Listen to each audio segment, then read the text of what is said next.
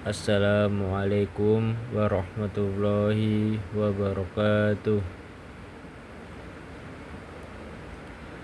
Terima kasih kepada dosen pengampu Pak Masum selaku pengampu mata kuliah Pendidikan Sejarah Peradaban Islam dan rekan-rekan sekalian yang sudah menghadiri untuk mendengarkan presentasi dari kelompok kami.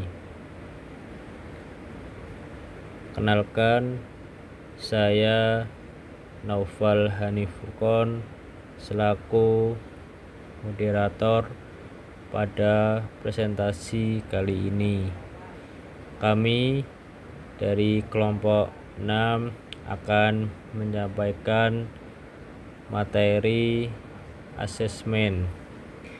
Ini tentang proses pembelajaran yang tidak hanya berfungsi untuk mengukur pencapaian akademik peserta didik, tetapi juga sebagai alat untuk memberikan umpan balik yang berharga bagi semua pihak yang terlibat, termasuk guru, peserta didik, dan orang tua. Kami tidak sendiri, saya ditemani oleh rekan-rekan saya. Yang pertama ada Tasya Arnestia Santika, yang kedua ada Evi Nurhayati, yang ketiga ada Irfan Haris Widianto, yang keempat ada Naswa Sabita Nafiah, yang kelima ada Hafidah Faris Al-Falak, yang keenam ada Naufal Hanif Furqon, yang ketujuh ada Tamam Solahuddin, dan yang kedelapan atau yang terakhir ada Sheila Febianti. Baik, langsung saja pada materi pertama yang akan disampaikan oleh presentator pertama oleh Mbak Tasya. Jenis-jenis asesmen. Yang pertama, asesmen formatif. Dilakukan selama proses pembelajaran dengan tujuan untuk 1. Memantau kemajuan. Menilai perkembangan siswa secara berkala untuk mengetahui sejauh mana mereka memahami materi yang diajarkan. Yang kedua, memberikan umpan balik. Memberikan umpan balik yang segera dan relevan kepada siswa dan guru sehingga dapat dilakukan perbaikan dalam proses pembelajaran. Yang ketiga, identifikasi kebutuhan. Mengidentifikasi kebutuhan belajar siswa dan hambatan yang mereka hadapi dalam pembelajaran. Teknik dan instrumen yang digunakan dalam asesmen formatif dapat mencakup observasi, tugas harian, kuis, proyek kecil, dan diskusi kelas. Kemudian yang kedua, asesmen sumatif, yaitu dilakukan di akhir periode pembelajaran untuk menilai pencapaian. Yang pertama, mengukur pencapaian siswa terhadap tujuan pembelajaran yang telah ditetapkan. Yang kedua, evaluasi akhir, memberikan nilai atau skor sebagai hasil penilaian yang dapat digunakan untuk menentukan kelulusan atau kenaikan kelas. Asesmen sumatif biasanya dilakukan melalui ujian akhir semester, tes tertulis, atau proyek besar. Hal ini bertujuan untuk memberikan gambaran menyeluruh tentang hasil belajar siswa setelah mengikuti proses pembelajaran. Jenis-jenis asesmen. Yang ketiga yaitu asesmen autentik, berfokus pada situasi dunia nyata dan bertujuan untuk yang pertama, mengevaluasi kemampuan praktis, mengukur kemampuan siswa dalam menerapkan pengetahuan dan keterampilan mereka dalam konteks yang relevan dengan kehidupan sehari-hari. Kedua, pemecahan masalah, menilai kemampuan siswa dalam menyelesaikan masalah yang mungkin memiliki lebih dari satu solusi. Contoh teknik asesmen autentik termasuk penilaian kinerja, performance assessment, portofolio, dan proyek berbasis masalah yang mencerminkan tantangan nyata. Selanjutnya, asesmen formatif. Cara menilainya ada 3, yaitu yang pertama, dilakukan selama proses pembelajaran. Yang kedua, guru memantau perkembangan siswa melalui observasi, diskusi, tugas harian, dan kuis. Yang terakhir atau yang ketiga yaitu umpan balik, diberikan langsung untuk membantu siswa memahami kekurangan dan memperbaiki belajar. Berikutnya terdapat tujuan penilaian.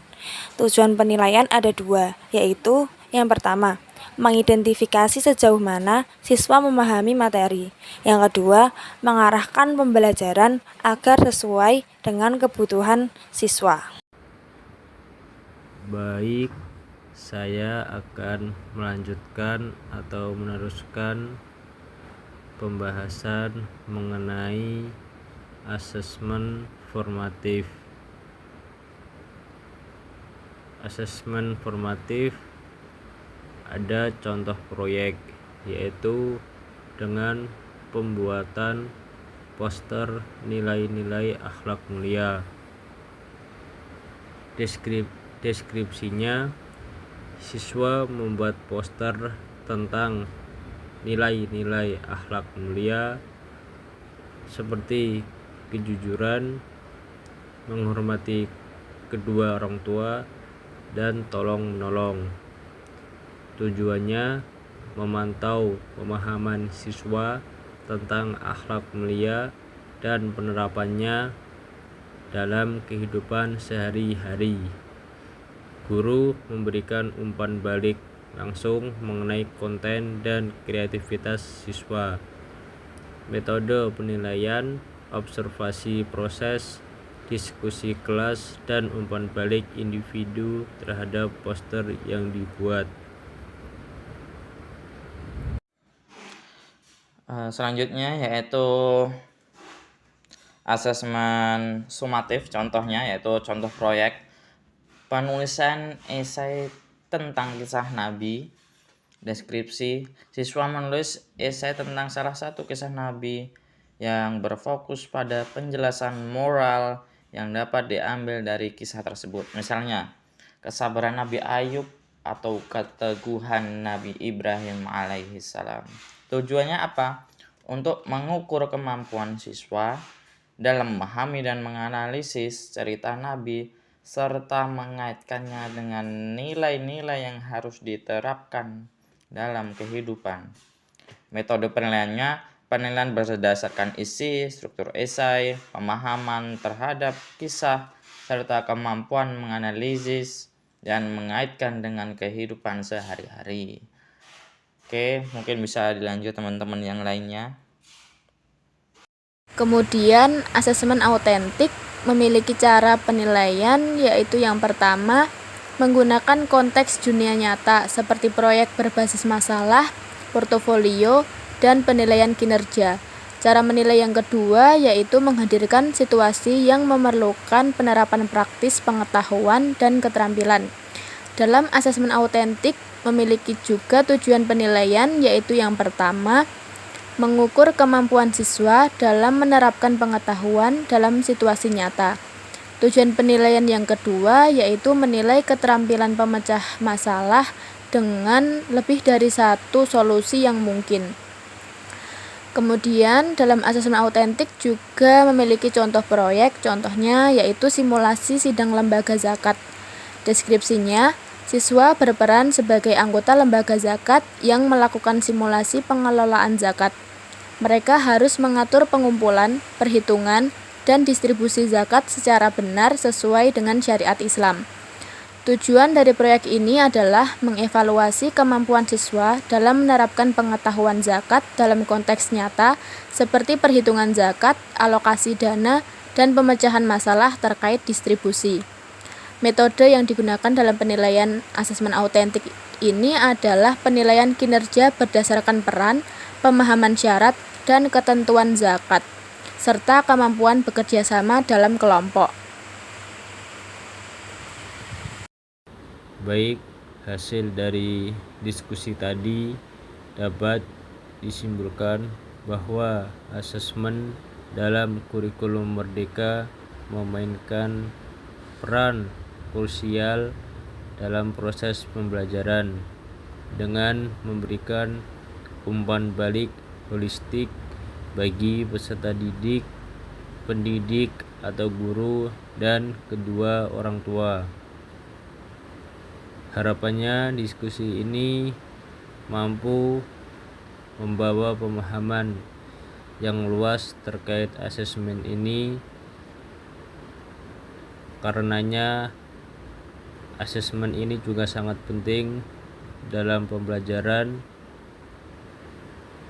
baik di sekolah, baik juga untuk peserta didik, pendidik, guru, dan kedua orang tua. Dan juga dapat memberikan benefit ilmu yang baik untuk kedepannya dan teman-teman dapat mempelajarinya.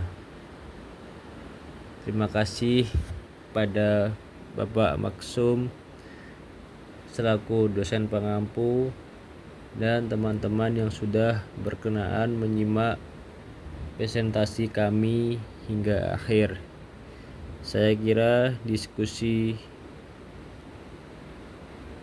untuk presentasi ini sudah cukup. Ayu ting ting is eating. Thank you for everything. Wassalamualaikum warahmatullahi wabarakatuh.